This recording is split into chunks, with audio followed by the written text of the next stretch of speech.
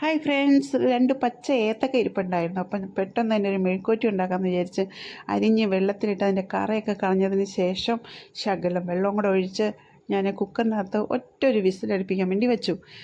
ഒരു ചട്ടി എടുത്ത് കടുക് വറുക്കാൻ വേണ്ടി താളിച്ച് അരിഞ്ഞു വെച്ചിരുന്ന ഇൻഗ്രീഡിയൻസ് ഒക്കെ എടുത്ത് അതിനകത്തിട്ടു.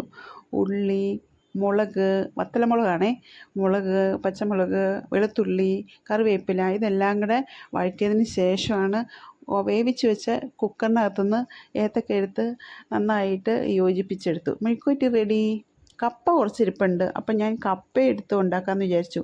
ഇന്നലത്തെ മുളക് കറി ഇരിപ്പുണ്ട്, മീൻ കറി ഇരിപ്പുണ്ട്, നെയ്മീൻ കറി. അപ്പം അതും കൂട്ടി കഴിക്കാമല്ലോ. അപ്പോൾ അങ്ങനെ ഞാൻ കപ്പ ഒരുക്കുന്നതിൻ്റെ തിരക്കിലാണ്.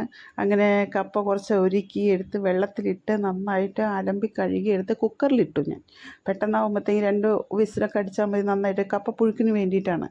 അപ്പോൾ തേങ്ങ ചിരണ്ടനത് കഴിഞ്ഞിട്ട് അരി അടുപ്പത്ത് വെച്ചേക്കണു കുക്കറിനകത്ത്. അതിപ്പോൾ ഈ വിസിൽ വന്നു.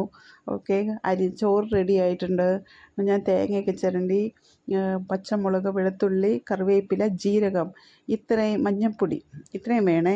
അത് മിക്സിയിലിട്ടൊന്ന് ചതച്ചെടുത്ത് കുറച്ച് അരിഞ്ഞെന്നൊട്ട് കുഴപ്പമില്ല. ചതച്ചെടുത്ത് വേറൊരു ചട്ടി എടുത്തിട്ട് കടുക് പൊട്ടിച്ച് താളിച്ചതിന് ശേഷം ഞാൻ വേവിച്ച് വെച്ച ആ കപ്പ എടുത്ത് ഇതിനകത്തേക്കിട്ട് കപ്പ എടുത്തിട്ട് നന്നായിട്ട് യോജിപ്പിച്ച് കപ്പ പുഴുക്ക് റെഡി. തലേ ദിവസത്തെ മീൻകറി എടുത്ത് നന്നായിട്ട് ചൂടാക്കി എടുത്ത് വെച്ചു. പിന്നെ മോരുകറി ഉണ്ടാക്കി അതിനിടയ്ക്ക്.